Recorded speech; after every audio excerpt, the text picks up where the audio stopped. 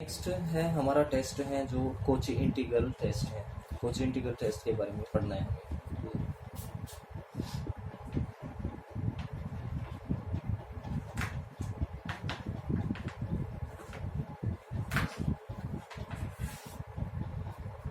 क्या हमारा Kochi integral test है, ठीक है। कोची इंटीग्रल टेस्ट के बारे में क्या लिखते हैं, पहले इसका बेसिक समझ लेते हैं। तो कोची इंटीग्रल टेस्ट क्या कहते हैं कि if for x is greater than equal to 1, ठीक है ना। fx भी एक पॉजिटिव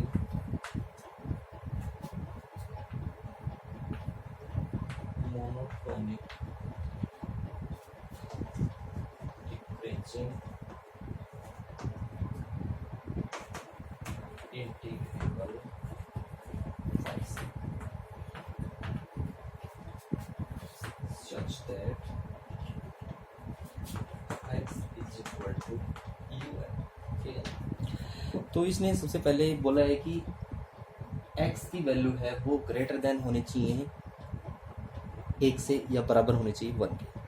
इसका मतलब ये समझ सकते हो कि जो हमारा जो पॉजिटिव फाइनाइट वैल्यू आ रही थी, जो हमारा जो कंपैरिजन टेस्ट में कर रहे थे, जो पॉजिटिव जो वैल्यू आ रही थी वो 1 से बड़ी आनी चाहिए, ठीक है ना। 1 से बड़ी आनी चाहिए, ना कि छोटी आनी चाहिए। उससे नेगेटिव वैल्यू 0, नेगेटिव -1, -2, -3, वो मतलब x की वैल्यू वो बड़ी होनी चाहिए। तो उसमें क्या होगा कि दूसरी कंडीशन इसमें क्या देखनी है हमें, जब क्वेश्चन करेंगे तो उस सीरीज को देखना है।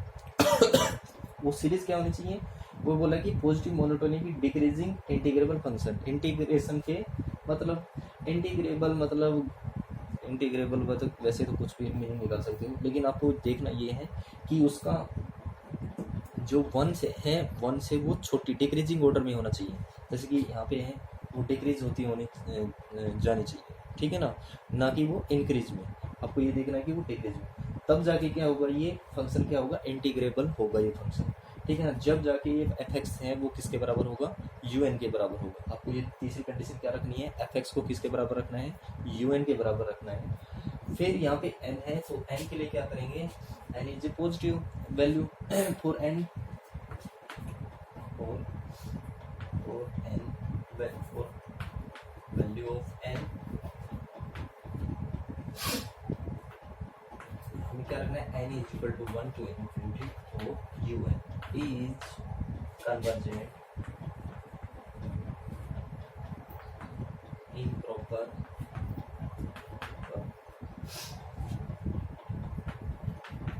integral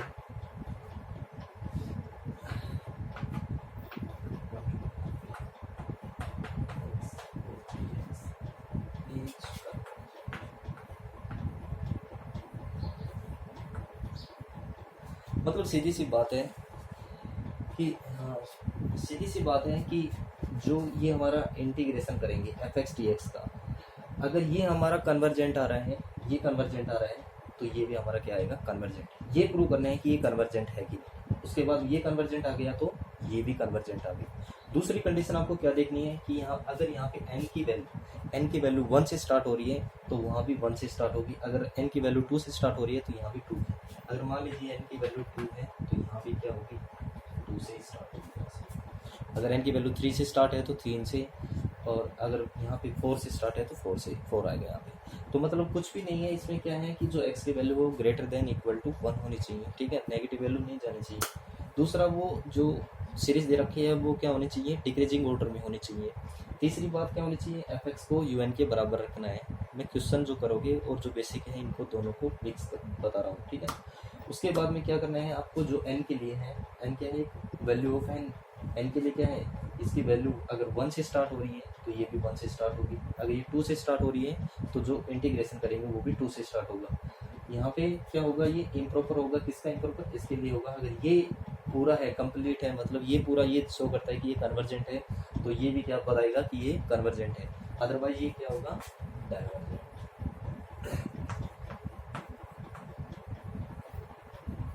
अदरवाइज क्या होगा, ये डाइवर्जेंट की कैटेगरी में आएगा, ठीक है ना। तो मैं इसको एक बार बता देता हूँ, एक एग्जांपल लेके बता देता हूँ आपको।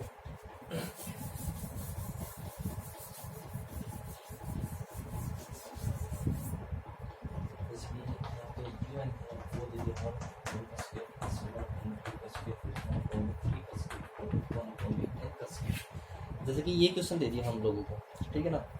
तो हमें क्या कर रहे हैं यहाँ पे, f x is equal to, ये क्या डिक्रीज में है, डिक्रीज में है 1 के बाद 0.50, फिर उसके बाद 0.33, मतलब ये क्या हो रहा है, डिक्रीजिंग हो रहा है। चलिए डिक्रीजिंग हो रहा है, मतलब ये डिक्रीजिंग हो रहा है, डिक्रीजिंग होने के बाद f x is equal to किसके, यू एन के बराबर। तो यहाँ पे यू एन की वैल्यू है वो कितना आ रहा है, 1/n स्क्वायर। तो यहाँ से एफ एक्स की वैल्यू कितनी हो जाएगी, 1/x स्क्वायर, ठीक है ना।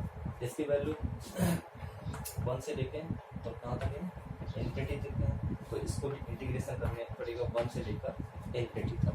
अब इंटीग्रेशन कैसे करते हैं, इस वैल्यू को, x की वैल्यू -2, तो यहाँ से 1 से इन्फिनिटी। अब इंटीग्रेशन में क्या करते हैं, एक वैल्यू को क्या करते हैं, वैल्यू क्या होगी यहाँ पे, एक वैल्यू बढ़ाएंगे, डिफरेंशिएशन में एक वैल्यू कम करते हैं।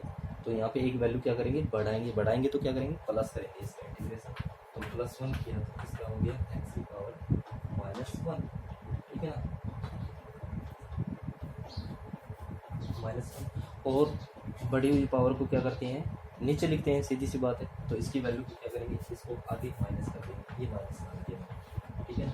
तो ये हो गया 1 से लेकर इन्फिनिटी, कुल मिला के ये आ गया 1 से इन्फिनिटी। तो यहाँ से 1/x, 1/x, 1 से लेकर इन्फिनिटी। तो अब करना क्या है, और इसके आगे क्या चल रहा है, माइनस। अब करेंगे क्या, upper limit minus lower limit, ठीक है ना। इंटीग्रेशन का रूल होता है upper limit minus lower limit.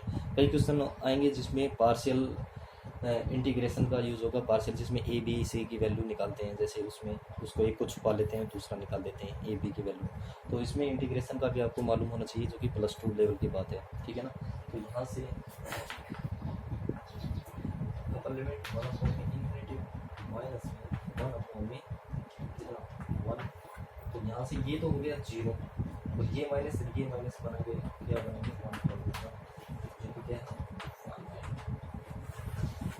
जो कि ये वैल्यू क्या आ रही है, फाइनाइट। अगर वैल्यू फाइनाइट आ रही है तो इसका मतलब ये क्या है, सीरीज क्या है, यू एन क्या है, कन्वर्जेंट। तो सीरीज क्या हो गई, कन्वर्जेंट, मतलब ये कन्वर्जेंट, तो ये कन्वर्जेंट। मुझे पता था कि अगर ये प्रूव कर दिया हमने कि कन्वर्जेंट है, तो ये अपने ऑटोमेटिक अपने आप हो जाएगा कि ये भी कन्वर्जेंट है। चलिए नेक्स्ट वीडियो में नेक्स्ट क्वेश्चन